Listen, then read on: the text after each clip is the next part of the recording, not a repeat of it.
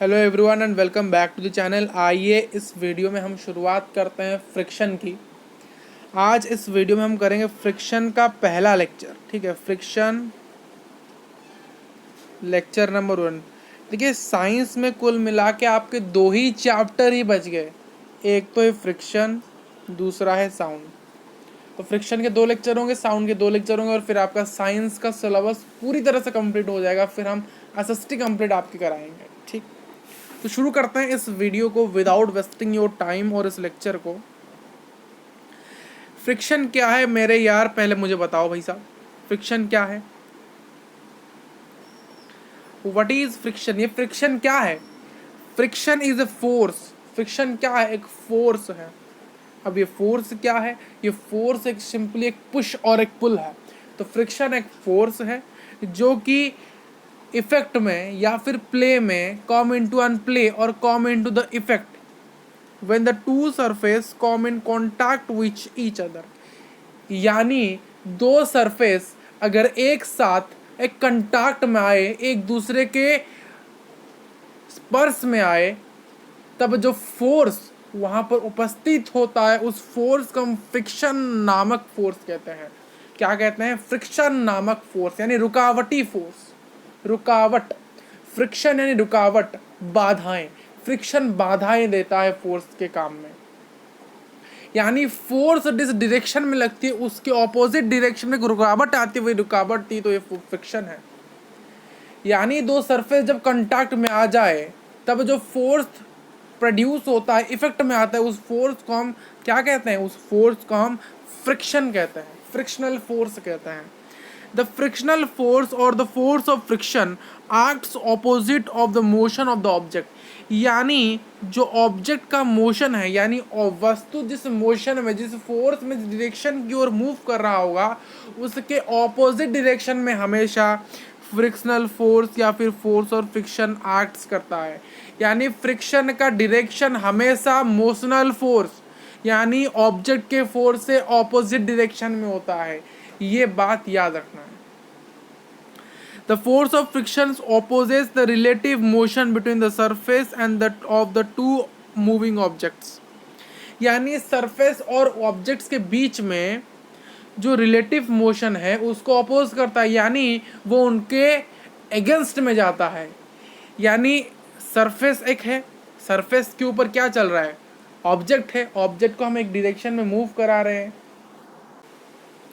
Relative motion को oppose करना यानी कि जिस डायरेक्शन में सरफेस के ऊपर ऑब्जेक्ट को मूव किया जा रहा है, जो फ्रिक्शन है उसके ऑपोजिट डायरेक्शन में लगता है। तो इसीलिए हम कहते हैं कि जो फ्रिक्शन ये अपोज कर रहा है relative motion of the object and the surface. Clear? ठीक है। ये फोटो आप देख रहे हो भाई साहब, ये फोटो देख रहे होगे ना। फोटो में क्या है? ये जो सरफेस के ऊपर ये अलमीरा है, अलमीरा को ये जो भाई साहब है बहुत कष्ट से क्या कर रहे हैं? धक्का दे रहे हैं, पुश कर रहे हैं।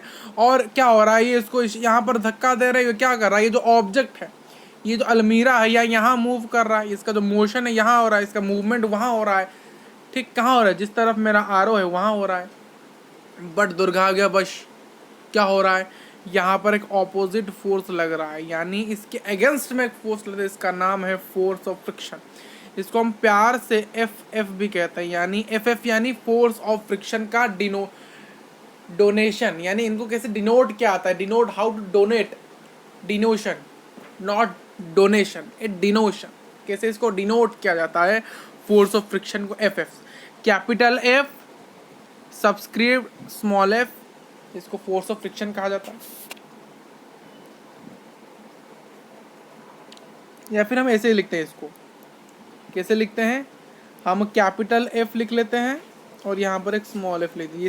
इसे हम कहते हैं the force of friction is denoted by this, capital F subscript small F. What are the factors that can affect the friction? क्या क्या फैक्टर्स है जो कि अफेक्ट करते हैं फ्रिक्शन को? देखिए, ये जो ऑब्जेक्ट का डायरेक्शन कहाँ है? यहाँ है। बट जो फ्रिक्शन है वो कहाँ लग रहा है? यहाँ। देखिए, फ्रिक्शन को हम सिंपली स्मॉल एफ से डिनोट करते हैं। यानी फ्रिक्शन को हम स्मॉल एफ या फिर capital F subscript small F से डिनोट करते हैं। आप फ्रिक्शन को स्मॉल एफ से डिनोट कर सकते हो या फिर आप फ्रिक्शन को capital F subscript small F से भी डिनोट कर सकते हो। बहुत बच्चों को इजी लगता है आप स्मॉल एफ लिखो, स्मॉल एफ लिखो भाई साहब फ्रिक्शन है, या फिर आप लिख सकते हो इसे, दोनों में से कोई आपकी इच्छा। इस डायरेक्शन में क्या लग रहा है, फ्रिक्शन लग रहा है, ठीक। क्या क्या फैक्टर्स अफेक्ट करते हैं फ्रिक्शन को, ये देखिए लिस्ट देखिए। पहला the irregularity of the surface, surface की irregularity. If we move an object with an irregular और rough surface on another surface which is irregular, the force of friction will be high. In this case the movement of the object would be resisted. क्या कह रहा है ये point, ये point कह रहा है कि अगर कोई सरफेस उबड़ खाबड़ है, मान लो एक सरफेस है जो कि उबड़ खाबड़ है यानी स्मूथ नहीं है, रफ है, उसके ऊपर मैं एक बक्सा रखता हूँ और बक्से का जो नीचे वाला बेस, जो बक्से का बेस वो भी उबड़ खाबड़ है, वो भी उबड़ खाबड़ है, तो क्या होगा, जो उबड़ खाबड़ है, जो रफ एरिया है, उनको हम इरेगुलरिटीज कहते हैं। क्या कहते हैं, इरेगुलरिटीज। तो ये जो बक्सा का इरेगुलरिटीज ये रहा और जो सरफेस की इरेगुलरिटीज ये रहा, ये दोनों बॉक्स और सरफेस की इरेगुलरिटीज आपस में क्या होते हैं, आपस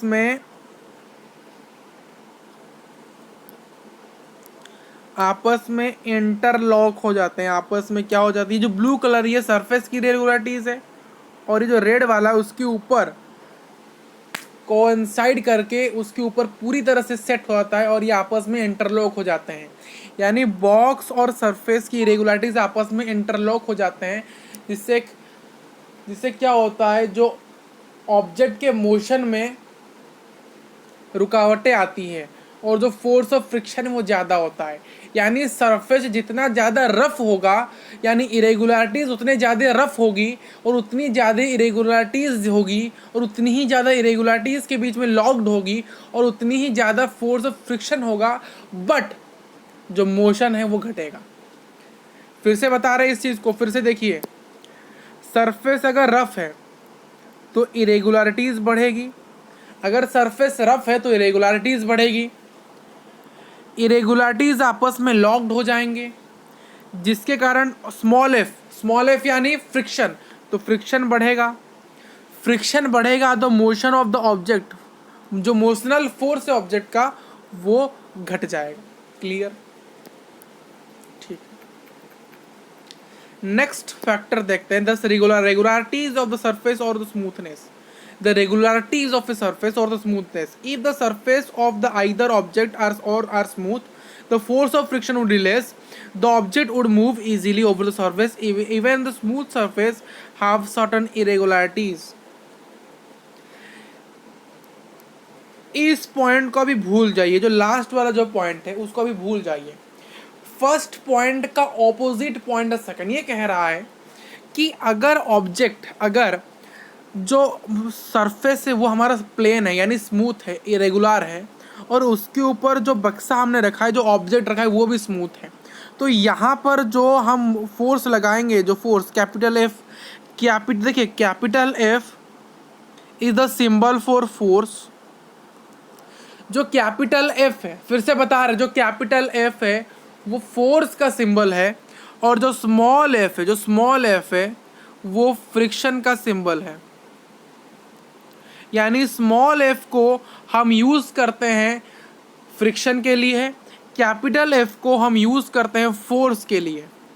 तो कैपिटल एफ जो फोर्स है वो इस डायरेक्शन में लग रहा है, तो जो फ्रिक्शन है वो इधर लगेगा, बट जो फ्रिक्शन लगेगा वो बहुत कम लगेगा क्योंकि सरफेस हमारा रेगुलर है। तो कहने का तात्पर्य अगर सरफेस रेगुलर स्मूथ है तो इसका मतलब इरेगुलरिटीज़ कम है, इसका मतलब लॉक्ड नहीं होगा, मतलब वो लॉक्ड नहीं हो सकते हैं, तो इसका मतलब क्या है, फोर्स ऑफ फ्रिक्शन कम होगा और जो मोशनल फोर्स वो ज़्यादा होगा। बट और एक यहाँ पर कंडीशन अप्लाई होता है। कंडीशन क्या अप्लाई होता है कि कि हर स्मूथ सरफेस के पास भी कुछ इरेगुलरिटीज़ होती हैं।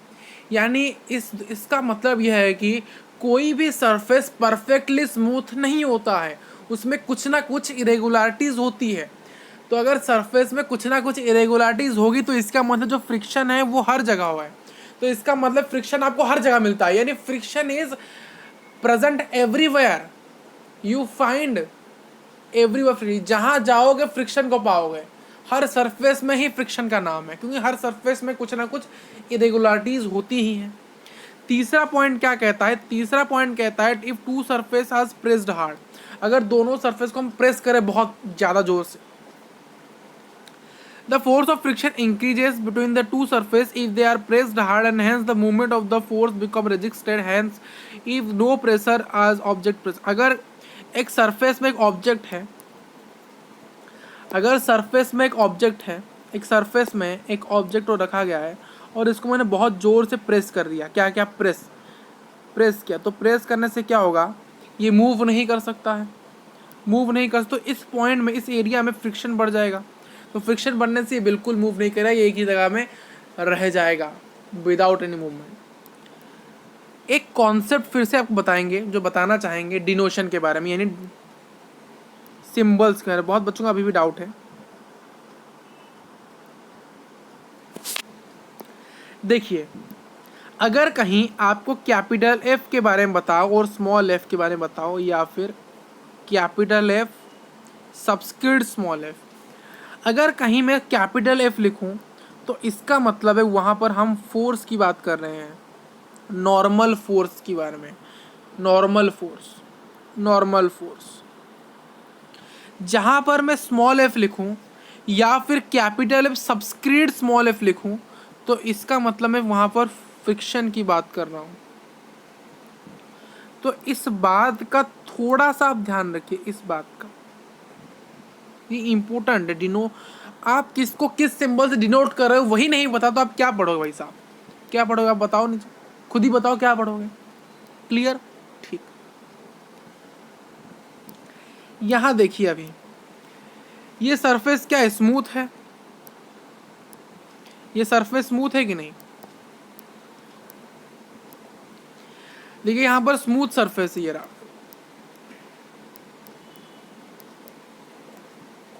इस फिगर में आपको दो डायग्राम्स दिख रहे हैं इस स्लाइड में, एक तो स्मूथ सरफेस का है, एक तो रफ सरफेस का है। यहाँ पर सरफेस स्मूथ है, यहाँ सरफेस रफ है। देखिए क्या हो रहा है, ये जो व्यक्ति है ये क्या कर रहा है, इस ऑब्जेक्ट को यहाँ मूव कर रहा है, ठीक, स्मॉल पुश कर, थोड़ा सा फोर्स लगा रहा है और ये बहुत जोर से मूव करेगा। अगर सरफेस स्मूथ है, आप थोड़ा सा इस फोर्स लगाओगे ना, वो खिसक जाएगा, क्योंकि स्मूथ सरफेस पे फ्रिक्शन पूरा कम होता है। और अगर रफ सरफेस है, वहाँ पर आप बहुत ज़ोर से भी दम लगा दो, और ये व्यक्ति यहाँ दम लगा रहा है, इस ओर, इस ओर दम लगा रहा है, तब भी ये बहुत मुश्किल से ऑब्जेक्ट मूव कर रहा है, क्योंकि यहाँ पर जो फ्रिक्शन है इस जगह में बहुत ज़्यादा है, क्योंकि रफ है तो इरेगुलरिटीज़ है, उनके मतलब लॉक्ड है, इसलिए यहाँ पर फ्रिक्शन ज़्यादा है। फ्रिक्शन के प्रकार, स्टैटिक फ्रिक्शन क्या होता है? जो फ्रिक्शनल फोर्स तभी आता है जब ही कोई ऑब्जेक्ट मूव करना, यानी शुरुआत होने लगता है, the comes to play until an object starts, यानी ये फोर्स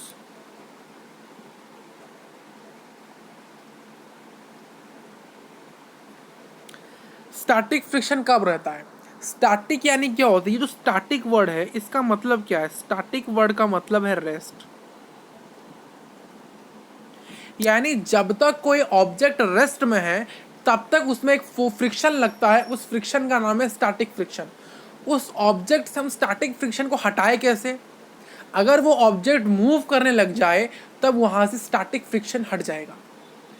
यानी अगर आपका पेन, आपने अपने पेन को अपने कॉपी के ऊपर रखा है, वो रेस्ट में है आपका पेन, तो इसका मतलब उसके ऊपर कोई प्रकार का फोर्स नहीं लग रहा है, उसमें एक स्टैटिक फ्रिक्शन का फोर्स लग रहा है,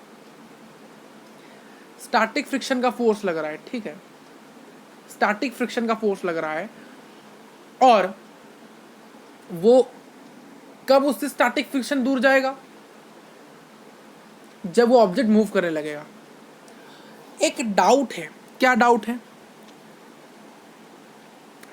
एक डाउट यह है कि एक ऑब्जेक्ट, मतलब एक ऑब्जेक्ट है, वो टेबल में रखा है, समझ रहे हो? एक ऑब्जेक्ट है जो कि टेबल में रखा है, उसमें आपने कहा सर कि उसमें सर स्टैटिक फ्रिक्शन लग रहा है। स्टैटिक फ्रिक्शन में एक तो फोर्स है, तो इसका मतलब क्या है? उसको मूव करना चाहिए, वो मूव क्यों नहीं कर रहा है? देखिए, अगर यहाँ एक, ये क्या है, ये एक सरफेस है, यहाँ एक बक्सा है,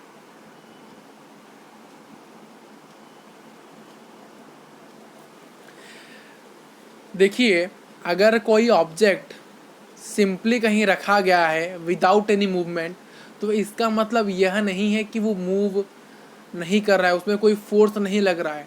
कोई ऑब्जेक्ट अगर रेस्ट में भी है तो इसका मतलब ही उसमें कुछ फोर्स लग रहा है।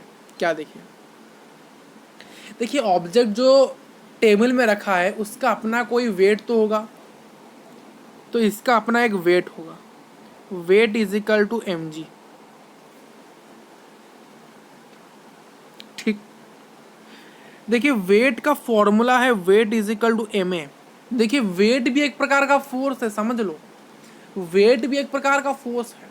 जो वेट है वो कहाँ नीचे की ओर फेंक रहा होगा, और यहाँ acceleration, acceleration due to gravity बन जाए, क्योंकि नीचे की ओर ग्रेविटी इसको खींच रहा है।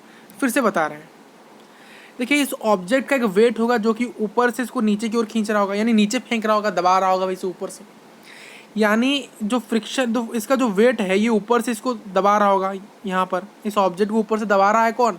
Wait. Weight is equal to mg। ma था, mg क्यों हो गया? क्योंकि जो ग्रेविटी नीचे की ओर खींच, क्योंकि ये जो ऑब्जेक्ट को सरफेस की ओर कौन खींच रहा है? ग्रेविटी खींच रहा है। इसके इधर इस डायरेक्शन में क्या लग रहा है? फोर्स ऑफ फ्रिक्शन लग रहा है, इधर भी फ्रिक्शन लग रहा है। तो ये जो चारों फोर्स आपस में क्या होते हैं? कैंसल आउट हो जाते हैं, जिसके कारण ये ऑब्जेक्ट मूव नहीं करता है।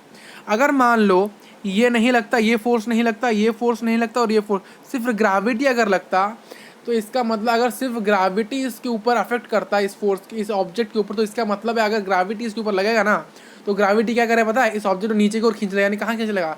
मिट्टी के अंदर। जिससे इसके ऊपर अगर तीनों साइड से फोर्स लग रहा है, यानी चारों साइड से फोर्स लग रहा है, तो ये चारों फोर्स आपस में ईच अदर के इफेक्ट को, आपस के इफेक्ट को कैंसिल कर रहे हैं। इसके कारण क्या हो रहा है? ये ऑब्जेक्ट रेस्ट में है।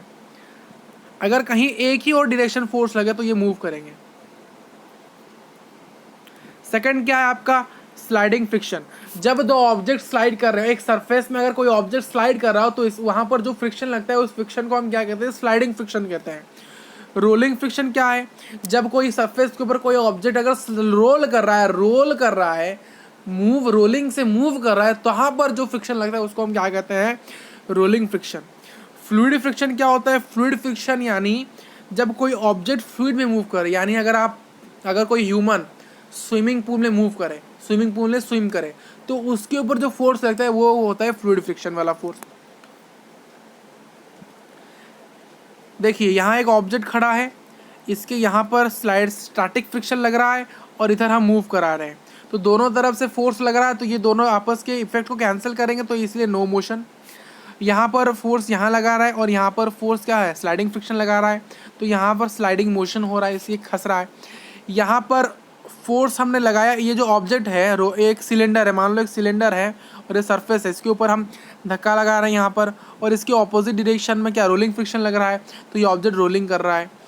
और जब ऑब्जेक्ट यहाँ मूव करता है, तो जब कोई आकाश में, कोई प्लेन अगर मूव करने लगा है एयर में, तो वहाँ पर उसके ऑपोजिट डायरेक्शन में फोर्स लगता है, इसको कहते हैं एयर फ्रिक्शन या फिर एयर रेजिस्टेंस। ये मोशन थ्रू एयर है। जब कोई बॉडी, ये एक विशियस मोशन, जब कोई बॉडी एयर के, वाटर के अंदर मूव करे, तो वहाँ पर एक ऑब्जेक्ट, वहाँ पर फ्लूइड फ्रिक्शन होता है। Types of friction clear? ठीक। एडवांटेज ऑफ फ्रिक्शन देखिए फ्रिक्शन की ज़रूरत भी हमें है, नहीं भी है। फ्रिक्शन की ज़रूरत कहाँ आती है? पहली पॉइंट, आप अर्थ के सरफेस में क्यों चल पा रहे हो, उसका कारण फ्रिक्शन है। कैसे चल पा रहे हो, क्यों? देखिए अगर सरफेस के ऊपर आप कैसे चल रहे हो? फ्रिक्शन के कारण। देखिए आप चल रहे हो यहाँ पर इस डायरेक्शन में, जो फ्रिक्शन वो इस डायरेक्शन में लग रहा है और ग्रेविटी आपको यहाँ खींच रही है और यहाँ पर आपका वेट लग रहा है, आप कांस्टेंट इसीलिए हो। अगर मान लो यहाँ आप हो और आप ऐसे दौड़ रहे हो यहाँ पर, तो आप अगर फ्रिक्शन नहीं लग रहा होगा तो आप रुक भी नहीं सकते। अगर आपके और सरफेस के बीच में फ्रिक्शन डेवलप नहीं होगा तो आप रुक भी नहीं सकते। देखिए गाड़ी, जो कार है वो रोड में चल रही है, आपने गाड़ी 60 सेकंड पर किलोमीटर प्रति घंटे के रफ्तार से आपकी गाड़ी चल रही है। अगर फ्रिक्शन ना होता तो आप जो कार का ब्रेक मारेगो ना रोड पे, तो आपकी कार नहीं रुकेगी। यही फ्रिक्शन है जो आपके कार के ब्रेक मारने से रुकती है, क्योंकि आपका जो गाड़ी का जो टायर है उसमें कुछ इरेगुलरिटीज़ हैं। हमारे रोड में भी इरेगुलरिटीज़ है, वो आपस में इंटरलॉक होते हैं, तो इसीलिए फ्रिक्शन होता है। और जब आप ब्रेक मारो तो फ्रिक्शन और ज़्यादा बढ़ जाता है और इससे क्या होता है, आप रुक जाते हो। अगर मान लो सरफेस आपका प्लेन होता, आपका टायर भी प्लेन होता, तो आपका ब्रेक मारो तभी भी आपका गाड़ी नहीं रुकेगा, वो भागता ही जाएगा भाई साहब, क्योंकि फ्रिक्शन डेवलप नहीं हो रहा है। और कहाँ यूज़ होता है, जब आप अपने स्कूल में पेपर में पेन से लिखते हो, यानी पेपर में जब पेन से आप लिखते हो तो वो भी फ्रिक्शन है। अगर फ्रिक्शन नहीं होता तो आप पेन से लिखते ही जाते, आप रुकते भी नहीं, उसे लिखते ही जाते, तो क्या होता है, आपका हाथ बहुत सीवियर इंजरी होता है। बहुत बच्चे लिखते ही जाएंगे, तो भाई साहब अगर नहीं रुकेगा हाथ तो मुश्किल है। How to fix it, allow to fix a nail in the wall. एक नेल को वॉल में फिक्स करने के लिए मदद करता है, और ये अलाउ करता है कि एक जो ऑब्जेक्ट है वो रेस्ट में आ गया। देखिए आपने एक फुटबॉल को मारा, मान लो आपने एक फुटबॉल को मारा जोर से, वो कुछ समय के बाद रुक क्यों जाता है, वो मूव क्यों नहीं करते रहता, यानी कंटिन्यूसली मूव क्यों नहीं करता। आपने एक बार एक बॉल को मारा फुटबॉल को, वो कंटिन्यूसली मूव करता रहेगा, वो बिल्कुल नहीं रुकेगा, वो रुकता क्यों है। यानी आप जब बॉल को मारते हो फुटबॉल को, कुछ समय के बाद मूव करके रुक क्यों जाता है, क्योंकि फ्रिक्शन के कारण। अगर फ्रिक्शन नहीं होता, आप बॉल को एक बार मारोगे फुटबॉल को, वो घूमते ही रहे, कंटिन्यूसली मूव करते रहे, बिल्कुल नहीं रुकेगा। इसलिए कहा था अगर आप कोई ऑब्जेक्ट को मूव करा रहे हो, मान लो जब टेनिस बॉल को फेंक रहे हो या फिर फुटबॉल मार रहे हो, मान लो आपने फुटबॉल को मारा, फुटबॉल कंटिन्यूसली मूव करेगा, वो नहीं रुकेगा अगर फ्रिक्शन नहीं होगा तो। आप बिना फ्रिक्शन के कारण, आप फ्रिक्शन नहीं होगा तो आप गाड़ी भी नहीं चला सकते, क्योंकि ब्रेक्स नहीं लगेगी भाई साहब, इंटरलॉक नहीं होगा। और हम बिल्डिंग में कंस्ट्रक्शन नहीं कर सकते फ्रिक्शन के कारण, फ्रिक्शन नहीं होगा तो, क्योंकि बिल्डिंग बनाने के लिए क्या चाहिए, उस ऑब्जेक्ट के ऊपर चारों तरफ से फोर्स लगना चाहिए, जिसके कारण क्या होगा, उसके सभी के इफेक्ट ईच अदर से कैंसिल आउट होंगे, तभी तो आप बिल्डिंग बना सकते हो। अगर बिल्डिंग बनाओगे और ग्रेविटी ने अपना फोर्स लगाया ना, वो बिल्डिंग को पूरा नीचे ले लेगा। अगर आपने वेट बनाया, अगर आपने बिल्डिंग बनाया और वेट ने अपना फोर्स दिखाया, तो वो वेट को, बिल्डिंग को पूरा दबा देगा। ठीक, तो इसलिए फ्रिक्शन का ज़रूरत है। फ्रिक्शन बैलेंस करता है भाई साहब, बैलेंसिंग आउट करता है। डिसएडवांटेजेस क्या है भाई साहब, ये फोटोज देख के आप समझ लो।